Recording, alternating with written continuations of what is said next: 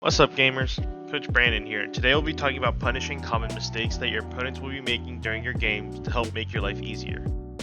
We release content very frequently here at Game Gym, so make sure you're checking back often to stay up to date to climb the ranks so you can reach your goal before the end of the season. Okay, let's get into it. To warm up, load into the practice tool with the champ you want to play and just use your abilities so that you can see what their cooldown timer is. You want to get a strong feeling for your cooldowns and how long they take to come back because they are essential to your champ's kit. An extremely important tool for you to know, like the back of your hand. A lot of playing League is cooldown management. The player with the better cooldown management will often win the fight because they understand how and when to use their abilities to maximize their effectiveness. So knowing what your cooldowns are without having to look at the bar is an extremely helpful tip. Practice just getting a feel for your cooldowns for 2 to 3 minutes by using an ability and then looking at the timer and pressing the ability again as soon as it is off cooldown. Do this repeatedly so that your brain starts to internalize the length of time it takes for your abilities to come back. The biggest common mistake that players make is using their cooldowns without really thinking about them. When using an ability, it should have a purpose that lines up with how long the cooldown is.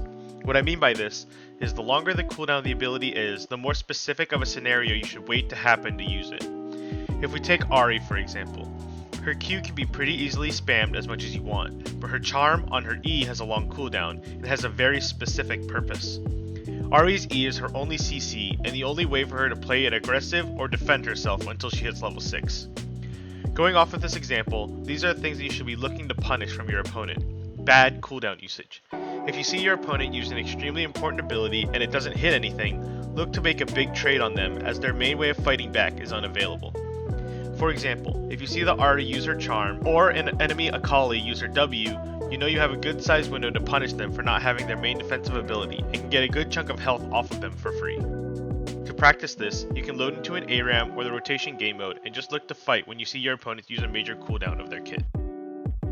The second biggest common mistake that you can look to punish is poor positioning from your opponent. Say for example you're in bot lane and the enemy support and ADC are not really playing together.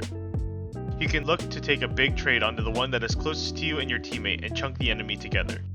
People making positioning mistakes literally happens every few seconds. Practicing recognizing them and when they happen, and when it is bad enough for you to punish, is good to instantly win you the laning phase most of the time. The two big positioning errors you should look for is if you and a teammate are close to each other and are able to single out an enemy who walks too far away from their team, or if the enemy laner is in the middle of a big clump of your minions. Either one of these scenarios often nets you a free kill, and people will make mistakes like this all the time, especially in low elo, so make sure you're looking for it. To practice this, you can go into an ARAM or the rotation game mode and look to punish positional errors.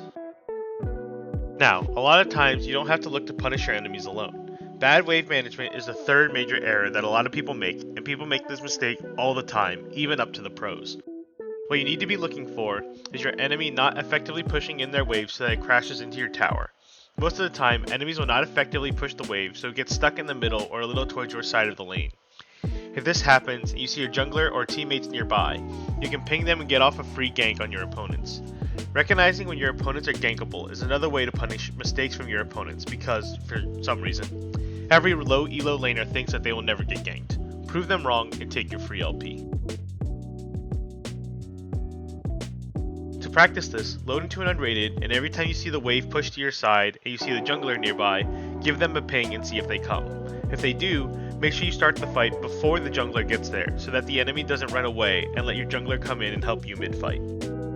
I'm Coach Brandon, and today we went over how to identify and punish common mistakes. Doing this will take time to learn and understand, so don't get frustrated if you can't pick it up easily. Take your time and really practice what we went over, and you'll be collecting the LP like candy on Halloween.